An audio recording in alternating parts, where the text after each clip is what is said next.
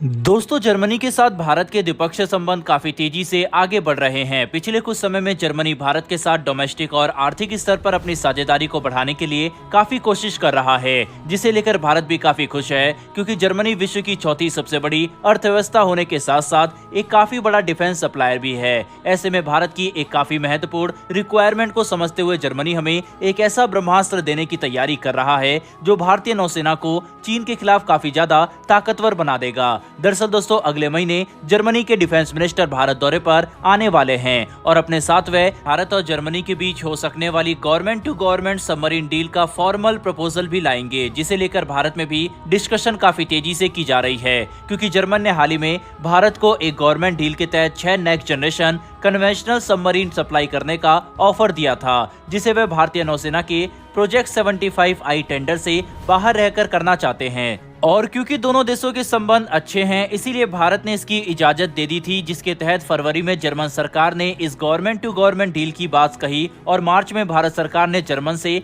Formal proposal की demand की, ताकि हमें जर्मनी क्या ऑफर कर रहा है इसके बारे में अच्छे से पता लग सके। आपको बता दें कि फॉर्मल प्रपोजल के तहत भारत ये देखना चाहता है कि जर्मनी सबमरीन डील में भारत को कितनी ट्रांसफर ऑफ टेक्नोलॉजी देगा और किन इक्विपमेंट की टेक्नोलॉजी देने वाला है। साथ ही लाइबिलिटी को लेकर भी भारत जर्मनी का रुख देखने में काफी इंटरेस्टेड है, क्योंकि प्रोजेक्ट 75I के टेंडर में मौजूद लाइबिलिटी क्लॉज की वजह से ही जर्मनी ने इस टेंडर से अपने हाथ पहले पीछे खींच लिए थे। वहीं पर आपको ये बात जानकर काफी खुशी होगी कि भले ही गवर्नमेंट टू गवर्नमेंट डील के तहत जर्मनी भारत को ये नेक्स्ट जनरेशन सबमरीन ऑफर कर रहा हो, लेकिन इनकी मैन्युफैक्चरिंग भारत में स्वदेशी रूप से ही की जाएगी, जिसके लिए भारत के 2 शिपयार्ड मझगांव डॉक लिमिटेड और लार्सन एंड टुर्बो को चुना जा सकता है, ताकि ये दोनों ही कंपनियां 3-3 सबमरीन को मैन्युफैक्चर करे। दोस्तों, P75I के टेंडर के तहत भारत को जिस तरह की नेक्स्ट जनरेशन सबमरीन चाहिए, यानी हमारी सबमरीन की टेक्निकल और फाइनेंशियल रिक्वायरमेंट को बहुत गिने चुने देश ही पूरा कर सकते थे,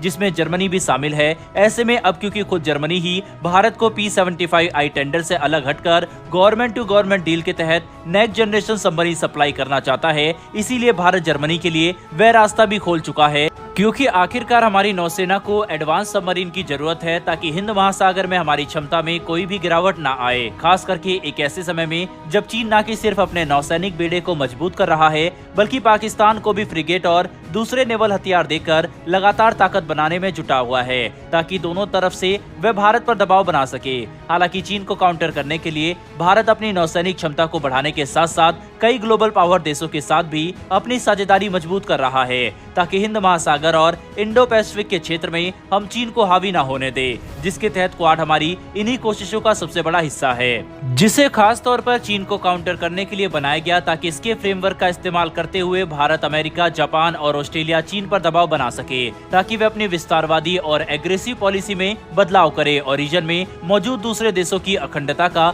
सम्मान भी करे। बहरहाल दोस्तों, बढ़ते हमारी दूसरी खबर की तरफ, और ये खबर भारत की स्पेस इकोनॉमी से जुड़ी हुई है, जिसके तहत ग्लोबल लेवल पर अपनी क्षमता को बढ़ाने के लिए अब भारत एक काफी महत्वाकांक्षी कदम उठाने जा रहा है, जो कि हमें $450 बिलियन की स्पेस इकोनॉमी में एक काफी बड़ा हिस्सेदार बना देगा। साथ ही चीन और रूस के साथ साथ हम मौजूदा जियोपॉलिटिकल सिचुएशन का फायदा उठाकर अपनी स्थिति को मजबूत करना बखूबी जानते हैं, जिसकी सराहना भारत में तेजी से की जा रही है, क्योंकि अंतरिक्ष को लेकर उठाए गए हमारे बड़े कदम ही भारत को तेजी से आगे डेवलप कर सकते हैं। दरअसल दोस्तों, लेटेस्ट मीडिया रिपोर्ट्स ने यह बात कंफर्म कर दी है कि भारत, चीन और रूस जैसे देशों को अंतरिक्ष के क्षेत्र में पीछे करने के लिए काफी तेजी से काम कर रहा है, जिसके तहत भारत की पब्लिक और प्राइवेट कंपनियां आज न कि सिर्फ अंतरिक्ष में इन्वेस्ट कर रही है, बल्कि काफी बड़ी संख्या में सैटेलाइट लॉन्च करके मोटा मुनाफा भी कमा रही है। आपको ये बात जानकर हैरानी होगी कि पिछले महीने भारत की एक private space company new space research ने 3 दर्जन सैटेलाइट को लॉन्च किया था,